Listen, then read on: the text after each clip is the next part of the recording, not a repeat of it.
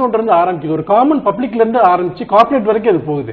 So common பப்ளிக்ல இருந்து corporate வரைக்கும் போற இந்த ஊழலோட ஊற்றுக்கண்களை அடைக்காம ஒரு சட்ட அமைப்பை உருவாக்குவது தீர்வு அல்ல அப்படின்னு நம்ம சொல்றோம். வந்துட்டு தண்டிக்கும் அதிகாரம் மட்டும்தான் இங்க செல்லுபடி ஆகும்னா மரண தண்டனை இந்தியாவில் இருக்கு, குற்றங்கள் நடக்காம இருக்கணுமே. அப்ப நம்ம குற்றங்களுக்கான காரணங்களை முதல்ல அடைக்கணும். வந்துட்டு அதை பேச மறுத்துட்டு நம்ம வெறுமனே ஊழல் தான் இந்தியாவோட ஒரே பிரச்சனை நம்ம நினைக்கிறோம். அது இல்ல, நிச்சயமா ஊழல் ஒரு ஒன் ஆஃப் தி ப்ராப்ளம். மற்றபடி இந்தியாவோட பல பிரச்சனைகள் இது நிச்சயமா பேசப்பட வேண்டிய ஒரு விஷயம் தான். நிச்சயமா பேசுவோம், தொடர்ந்து பேசலாம். நேருடைய கருத்தை கேட்டுட்டு பானு உங்களிடம் பேசலாம். வணக்கம். சத்தியம் சாத்தியமே. வணக்கம் சார். யார் பேசுறீங்க, எங்க இருந்து பேசுறீங்க? நான் போரூர்ல இருந்து முத்துராமன் பேசுறேன். சொல்லுங்க போரூர் முத்துராமன், உங்களுடைய கருத்துக்களை. ஒண்ணும் இல்ல சார், இப்ப நான் இப்போ லோக்பாலை பத்தி பேசிட்டு இருக்காங்க இல்லையா, எல்லாரும்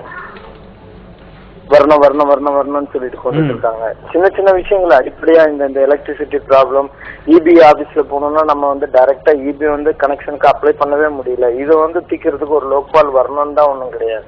அது இருக்கிற இதை முன்னெடுத்துட்டு போறவங்க அதை சரி பண்றதுக்கு ஏதாவது ஒண்ணு பண்ணலாம்.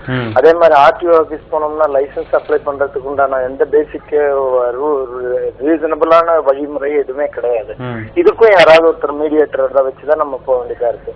இந்த மாதிரி சின்ன சின்ன விஷயங்கள்ல இவ்வளவு போராட்டம் உயிரை கொடுக்கற அளவுக்கு போராடுற இந்த மாபெரும் மனிதர்கள் இதை பத்தி அவங்க யோசிச்சு இதுக்கு ஏதாவது ஒரு தீர்வை கண்டுட்டாங்கன்னா பெரிய பெரிய விஷயங்களை தானா சரி பண்ணிட்டு போயிடலாம். இந்த அடிப்படையா சில விஷயங்களை நம்ம தவறுகளை திருத்தி காட்டிட்டு அப்புறமா பெரிய விஷயங்கள் நம்ம போனோம்னா ரொம்ப நல்லா இருக்கும். மக்களோட ஆதரவும் பெருமளவுக்கு நமக்கு கிடைக்கும் அப்படின்றது என்னோட நன்றி. உங்களுடைய கருத்துக்களுக்கு. தொடர்ந்து நிகழ்ச்சியை பாருங்க.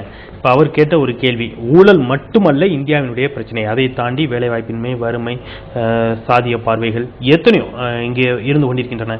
இது போன்ற விவகாரங்களும் களையப்பட வேண்டும். இது எல்லாமே ஒன்றோடு ஒன்று தொடர்புடையதுதான் அப்படிங்கறது அவருடைய வாதமா இருக்குது. இதற்கு ஹசாரே எது போன்ற விஷயங்களை முன்னெடுக்க போகின்றார், அவர்கிட்ட இதற்கான திட்டங்கள் என்ன இருக்குது அப்படிங்கறதெல்லாம் இன்றைக்கு கேள்விக்குறியாக இருக்கிறது. இது எப்படி பாக்குறீங்க? எனக்கு ஒண்ணு புரியல.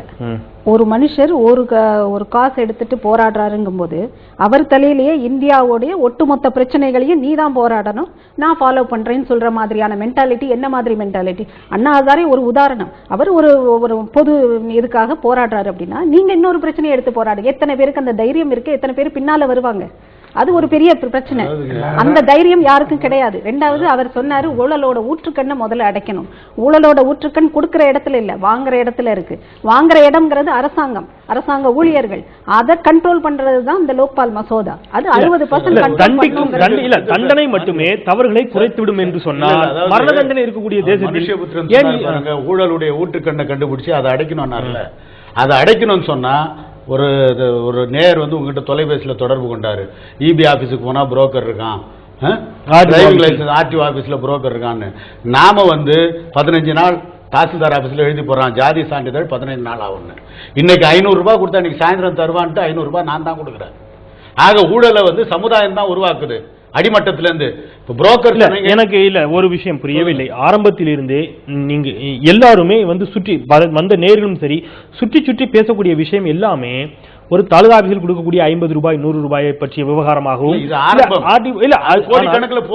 அதுதான். இங்க இப்ப மனுஷபுத்திரன் வைத்த வாதமே அதுதான். மிகப்பெரிய அளவில் தேசத்தினுடைய பலங்களை சுரண்டக்கூடிய பெரிய ஊழல்கள், லட்சக்கணக்கில் அந்நிய நிறுவனங்கள் இங்கே இந்த நாட்டை சுரண்டி கொண்டிருக்கின்றார்கள்.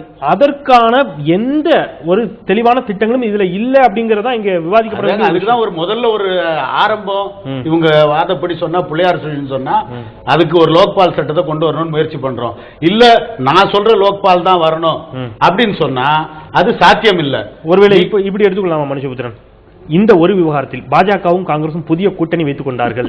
ஏதோ ஒரு விதத்தில் லோக்பாலை நீ அடிப்பது போல் அடி, நான் அழுவது போல் அழுகின்றேன் என்பது போல பாராளுமன்றத்தில் மக்களவையில் நிறைவேற்றி விடலாம், மாநிலங்களவையில் நிறைவேற்ற வேண்டாம் என்று இது போல ஒரு புதிய கூட்டணி மசோதா மாதிரி இல்ல அவரே ஒத்துக்கிறார் பாருங்க. அவர் எடுத்து கொடுக்கிறார் நிறைய மகளிர் இடஒதுக்கீடு மசோதா ராஜ்யசபால் நிறைவேற்றி லோக்சபா அந்த மாதிரி. நான் என்ன சொல்றேன்னா இந்தியாவில் லோக்பால் கண்டிப்பா நிறைவேறத்தான் போகுது, லோக்பால் அமைப்பு வரத்தான் போகுது, அதுல எந்த சந்தேகமும் இல்லை. ஆனா இந்தியாவில் ஊழல் ஒழியாதுங்கிறதுக்கு நிறைய காரணங்கள் இருக்கு. மேடம் ஒரு விஷயம் சொன்னாங்க, அதாவது அண்ணா ஹசாரே வென்ற ஒருத்தர் தலையில எல்லா பொறுப்பையும் போட முடியுமா அப்படின்னு. அண்ணா ஹசாரே காந்தி வழியில போறாருதான் சொல்றாரு. எனக்கு காந்தி தான் எனக்கு ரோல் மாடல். அப்போ இந்த சமூகத்தினுடைய அத்தனை பிரச்சனைகளுக்கும் காந்தி வந்து ஆன்சர் பண்ண முயற்சி பண்ணாரு. ஜாதி பிரச்சனையில இருந்து ஆரம்பிச்சு அப்புறம் வந்து பாத்தீங்கன்னா இடஒதுக்கீடு, எத்தனையோ விஷயங்கள்ல அவருக்கு ஒரு ஆன்சர் இருந்தது. ஊழல் எல்லாத்தையும் பத்தி காந்தி பேசியிருக்காரு. இப்ப காந்தியவாதின்னு சொல்லக்கூடிய அண்ணா ஹசாரே எனக்கு ஊழல் மட்டும்தான் எனக்கு முக்கியம் அப்படின்னு சொன்னா அவர் தனி மனிதனோட கருத்தா தான் எடுத்துக்க முடியுமே ஒழிய ஒரு நாட்டினுடைய ஐக்கானா இன்னைக்கு அவர் தன்னை உருவாக்கிட்டு இருக்காரு. வந்துட்டு அவர்கிட்ட இதுக்கெல்லாம் பதில் இல்லை. அதாவது 2 லட்சம் விவசாயிகள் தற்கொலை பண்ணிட்டு இருந்திருக்காங்க. இதை பத்தி அண்ணா ஹசாரே என்ன நினைக்கிறாரு சொல்லுங்க. அதே மாதிரி நிறைய விஷயம் இன்னைக்கு வந்து விலைவாசி வந்து கடந்த 3 வருஷத்துல ஏற்பட்ட விலைவாசி உயர்வுனால மக்களோட குறிப்பா மிடில் கிளாஸ் எல்லாம் லோயர் மிடில் கிளாஸ் ஆயிட்டாங்க, லோயர் மிடில் கிளாஸ் எல்லாம் ஏழைகள் ஆயிட்டாங்க. அவ்வளவு பெரிய விஷயத்தை பத்தி அண்ணா ஹசாரேக்கு என்ன கருத்து இருக்கு? இதை எப்படி எடுத்துலாமா? இதுவும் ஊழலினுடைய வேறு விதமான வடிவம் தான். விலைவாசி ஊழலினுடைய வடிவம் தான். அப்படி இருக்கப்ப இந்தியாவோட பொருளாதார பிரச்சனைகளை பத்தி அவர் ஏன் பேச மறுக்கிறார்? விவசாயிகளோட பிரச்சனைகளை பத்தி ஏன் பேச மறுக்கிறார்? நிலச்சீர்திருத்தத்தை பத்தி அண்ணாவுக்கு என்ன கருத்து இருக்கு? இதையெல்லாம் பேசாமல் ஊழலை ஒழிக்க முடியாது. அது எத்தனை லோக்பால் எத்தனை நீங்க அமைப்புகள் நீங்கள் கொண்டு வந்தாலும் ஒழிக்க முடியாது. இது முழுக்க முழுக்க மிடில் கிளாஸிற்கு சொரிந்து கொடுக்கக்கூடிய ஒரு விஷயம். இன்னும் நான் ரொம்ப சுருக்கமா சொல்றேன். இந்தியா இன்னைக்கு மிகப்பெரிய இது பிரச்சனைகளுடைய ஒரு அதிர்ச்சியில் இன்னைக்கு குடிஞ்சிக்கிட்டு இருக்கு. அதுக்கு அண்ணா ஹசாரேவுடைய மூவ்மெண்ட் ஒரு ஷாக் அப்சர்வர் மாதிரி இருக்கு. அதுதான் நான் சொல்ல வரேன், ஒரு ஷாக் அப்சர்வர். இங்க ஒரு பெரிய பிரச்சனைகள் மோதல்கள் உருவாகாம மக்களுடைய கோபங்களை எல்லாம் ஒரு சின்ன திசையில வந்து திசை மாற்றி வைக்கக்கூடிய ஒரு அமைப்பா தான் இன்னைக்கு இந்த அண்ணா ஹசாரேவுடைய மூவ்மெண்ட் இருக்கு. இல்ல இது இந்த குற்றச்சாட்டு கிட்ட சிலருடைய எழுத்துக்களில் வெளிப்பட்டு இருக்கும், நீங்களும் கூட அறிந்திருப்பீர்கள். இந்திய சுதந்திர போராட்டத்தை கூட இது இப்படி ஒப்பிட்டு பேசியது உண்டு. அது ஒரு வடிகாலாக ஆக்குவதற்காகத்தான் அந்த போராட்டங்கள் திட்டமிட்டே உருவாக்கப்பட்டன அப்படிங்கிறது. அந்த மாதிரி நீங்க நினைக்கிறீங்களா? திட்டமிட்டே உருவாக்கப்பட்டது, நீங்க கொஞ்சம் உங்களுடைய கோபத்தை எல்லாம் கட்டுப்படுத்துவதற்கான ஒரு வடிகால் அப்படி எடுத்துக்கலாமா மனுஷபுத்திரன்? நீங்க இப்ப அதான் சொல்ல வரீங்களா? நிச்சயமா. அதாவது இத அண்ணா ஹசாரே வந்து திட்டமிட்டு செய்யறாரு அப்படின்னு நான் நினைக்கல. வந்துட்டு அண்ணா ஹசாரே மாதிரி ஒரு ஆள் இன்னைக்கு மத்த நிறைய பேருக்கு தேவைப்படுறாங்க. இன்னைக்கு இருக்கக்கூடிய கார்பரேட்டுகளுக்கும் அதிகார அமைப்புகளுக்கு தேவைப்படுறாங்க. உண்மையிலே அண்ணா ஹசாரேக்கு பின்னாடி யார் திரள்றாங்க? இங்க இருக்கக்கூடிய மிடில் கிளாஸ் மக்கள். அவங்க அன்றாட வாழ்க்கையில எல்லா இடத்துலயும் லஞ்சம் கொடுக்குறாங்க. அவங்க லஞ்சத்துக்கு எதிராக உணவுபூர்வமா எங்கேயுமே இல்லை. அவங்க இன்னும் சொல்ல போனா லஞ்சத்தை தவிர வேற எந்த சமூக பிரச்சனையும் அவங்க பார்க்க மறுக்கிறாங்க. இந்த அண்ணா ஹசாரே ஆதரிக்கக்கூடிய எல்லாருமே இருக்கக்கூடிய ஏழ்மை, வறுமை, பொருளாதார ஏற்றத்தாழ்வுகள். இன்னைக்கு ஒரு கார்பரேட் நிறுவனத்தில் வந்து பாத்தீங்கன்னா ஒரு மாசம் 2 லட்சம் ரூபாய் சம்பளம் வாங்குறவர் தான் அண்ணா ஹசாரேக்கு மெழுகுவத்தி பிடிச்சிட்டு நிக்கிறான். இந்த ஊழல் அமைப்பினுடைய ஒரு பகுதியா தான் எங்க இருக்குங்கிற பத்தி அவன் கவலைப்படுறது இல்லை. இதைத்தான் நாங்க கேள்வி கேட்கிறோம். வந்துட்டு அண்ணா ஹசாரேவுடைய மூவ்மெண்ட்டை நாங்க வந்து பாத்தீங்கன்னா அவருடைய ஊழல் எதிர்ப்பை நாங்க எதிர்க்கவே இல்லை. அது மக்கள் போராட்டத்தினுடைய ஒரு பகுதி. ஆனால் அதை மட்டுமே பிரதானப்படுத்தி மற்ற பிரச்சனைகளை மறக்கடிப்பது என்பது நிச்சயமாக ஒரு மக்கள் விரோத நடவடிக்கை. அண்ணா ஹசாரே தன்னுடைய மூவ்மெண்டை விரிவுபடுத்தி இந்த பிரச்சனைகளை எல்லாம் கொண்டு வரும்போது அவருடைய அரசியல் நிலைப்பாடு என்னவென்று தெரியும், சமூக பார்வை என்னவென்று தெரியும். அப்படித்தான் அவர் காந்தியவாதி என்று சொல்வதற்கு ஒரு அர்த்தத்தை அவர் தேட முடியும். இறுதியாக நம்முடைய நிகழ்ச்சியின் இறுதி பகுதிக்கு வந்துவிட்டோம். முனைவர் பாஷா, நீங்கள் சொல்லுங்கள், மனம் திறந்து பேசுங்கள். ஒரு அரசியல்வாதியாக நீண்ட காலம் அரசியலில் இருந்திருக்கின்றீர்கள் என்ற விதத்திலே இன்றைக்கு அரசியல் மிக மிக மிக மோசமாக போய்விட்டது அப்படிங்கிற கருத்து தொடர்ந்து அனைத்து நேயர்களினுடைய வார்த்தைகளிலும் வெளிப்பட்டது. அது காங்கிரஸாக இருக்கலாம், பிஜேபியாக இருக்கலாம், ஏடிஎம்கே, டிஎம்கே, எல்லா கட்சிகளையும் இணைத்துக் கொள்ளுங்கள். அரசியல் என்பது ஒரு அரசியலில் நேர்மை இல்லை, இதெல்லாம் இல்லாமல் போய்விட்டது அப்படிங்கிற வருத்தம் உங்களுக்கு இருக்கின்றதா? அரசியலில் நேர்மை இல்லை என்கின்ற வருத்தம் இருப்பதிலே மாறுபட்ட கருத்தில்லை.